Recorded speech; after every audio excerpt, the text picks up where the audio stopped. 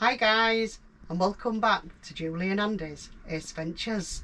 And in this vlog we're going to talk about caravanning on a budget. Caravanning on a budget? A budget? That would have been budget! Funny. I thought you said budget. That would have been funny. Sorry budget lovers.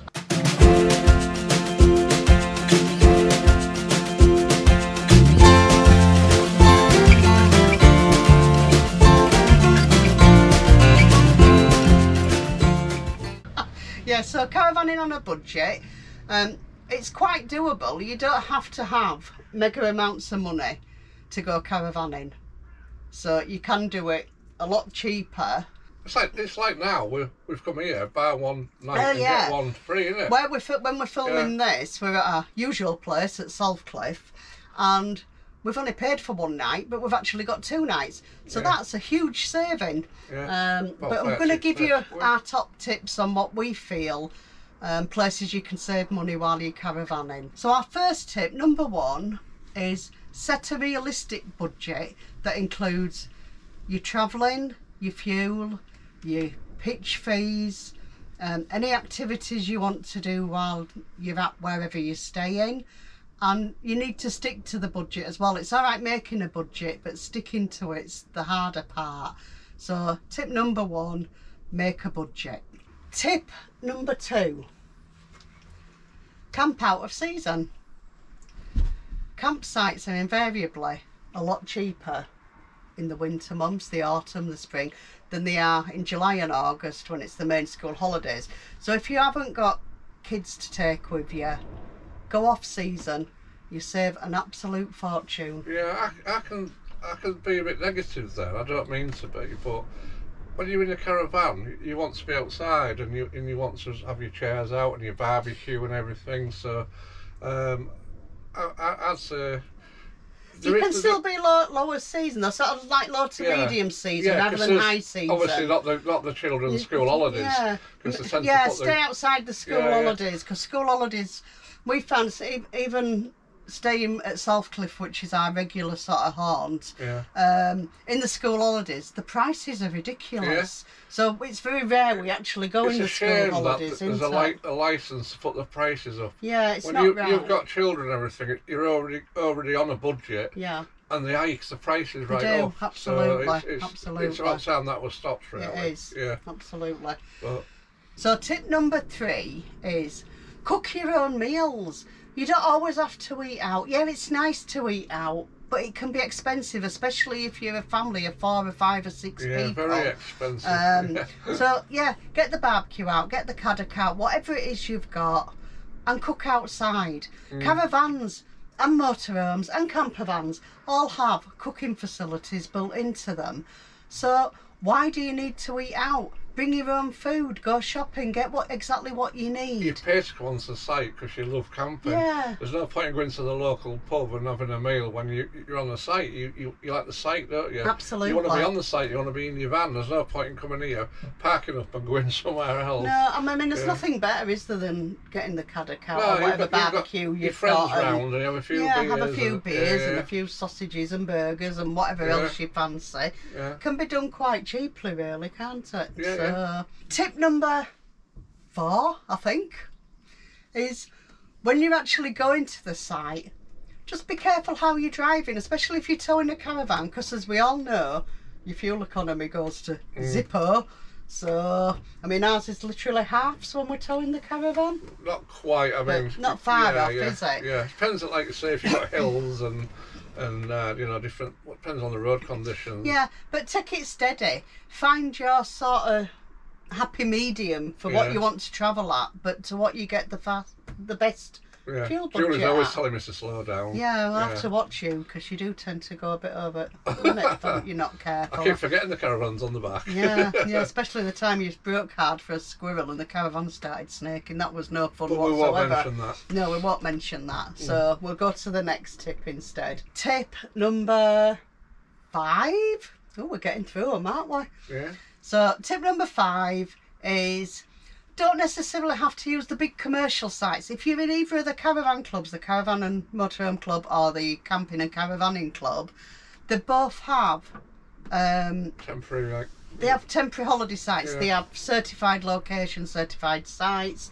Certainly the Camping and Caravanning Club, they have an app with all their meetups and the temporary holiday sites on. It's called Out and About, and if you're a member of the Camping and Caravan Club, this app is really worth getting because there's all the meetups, all the temporary holiday sites, and there's something in every area just constantly. There's always something going on, and you're talking about £10 a night on a lot of them. Yeah. I think worst case scenario there'd be sort of £15 to £20 a night, but there's so many. I mean, we've paid down at £9 a night, haven't we? Yeah, for they're always in nice areas as well. Yeah, they do pick real good areas. Yeah. I mean, we have one just down the road from where we are now. Yeah.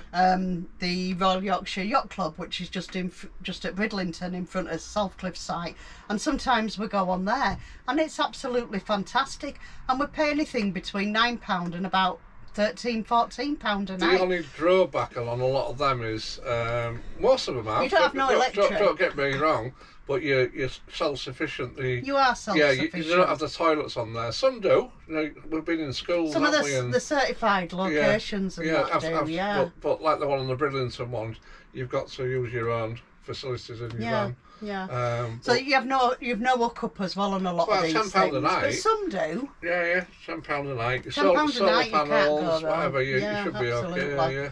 We found them great, to be fair, and everybody's always real friendly on them, aren't they? Because they're all part of the club. Yeah. So they're really good. So that's tip number 5. I'm losing track of my numbers now. Julie can't count. I can count. I'm just losing track. So tip number 6 is, again, if you're a member of any of the clubs, they all offer discounts on certain things.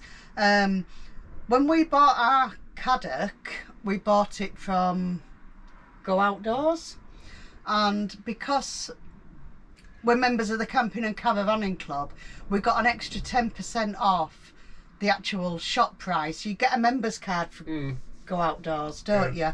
And that's a £5 a year, well worth having. And on top of that, you also get this 10% off, so it's a big saving. So also, you got like your Black Fridays, Amazon, you can go on there. Yeah, everybody's look out there. for when you're buying equipment and that. Look out for good deals. I've even been on one of these like free apps where like Freegal or something. Yeah, they give things away. And you look for camping gear, and people, because they give up caravanning or motorhoming, they'll have selling all or sorts giving of stuff away. or your aqua rolls and your, all stuff like that. Yeah. And they're selling them for like, I don't know, 50 quid for the lot. Yeah. You know, so use what's available to you. Use the discounts the clubs offer if you've got the club memberships. Look on the free advertisements, because there's always somebody getting rid of something that's still in good nick that you can use for a few years. Yeah. Tip number 7 is plan and research. Planning and research can always save you a lot of money, because you're prepared for every eventuality that can happen. So right down to planning from what time you're leaving home. Don't leave home in the rush hour where it's going to cost you more fuel. Plan your trip, what time you're going to travel. And right from the planning stage, plan the campsites and that. Look for the best deals out there. There's so many websites now where you can get comparisons on sites, and some of the sites are on different comparisons. It's a bit like doing your car insurance, isn't it? Yeah. Shop around for the best deal. And tip number 8, which I think is our final tip, is keep your caravan well maintained. If you do your maintenance every year, take it for its habitation checks. Do all your little things that need doing, keep it clean, etc. You can save yourself an absolute fortune in repair bills further down the line, especially over winter. A lot of people park the caravans up over winter, don't use them. So just go up and check on them, give them a wash down, make sure everything's all right. Drain your boiler and your water. Yeah, drain your boiler, your water down, make sure you've nothing in your pipes, because obviously water expands when it's frozen and your pipes will burst. We had 2 taps going in the motorhome. We have had 2 taps go in the motorhome, and that is purely because we were naughty and we didn't drain the water down properly, did we? And it becomes an expensive job trying to get just a tap replaced on a motorhome. There was actually ice coming out the tap. There was. When we got into the van, there was actually ice Icicles on the taps. So yeah, make sure you drain everything down. You learn from your mistakes, obviously. But yeah, keep everything well maintained, and it will save you them very expensive, costly bills. So this weekend alone, you've got to think what we have saved. So we go to a local site. Yep. So which isn't that far away. What's this? What so is it's it? 16 miles from storage. So you're not using a lot of fuel.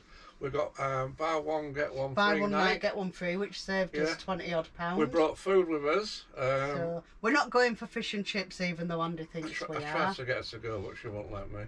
So we've had our breakfast. We'll be having our dinner and our tea. We brought all our food. We brought all our drinks. Yep. Which is obviously we don't buy the top brand drinks, but we again it's a saving, isn't it? Yeah. Don't always have to buy the top brand of everything. Yeah. And this, like you say, we've come somewhere local, not much fuel. Yeah. We got buy one get one free, so this weekend has probably cost. But that's us. another tip in itself, isn't it? Stay local. Why do you have to go a million miles away? You still get a lovely site, don't you? And you're away. Yeah. It doesn't matter. We use this site where we're at now filming this, and we use this all year round, don't we? Yeah. The beach is dog friendly. Again, comes down to your activities. Look for your free activities. So these are all additionals to what I'd actually planned. They're springing to mind as we're talking, aren't they? But we took Abby for a run on the beach. It doesn't cost us anything.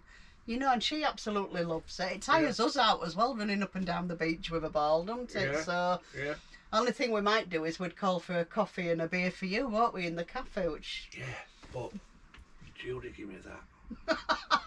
Very rare. He's got excited because I give him a tenner to buy us a drink at the cafe when we go take Abby. That's a picture of you on the tenner. It's a bloody forgery.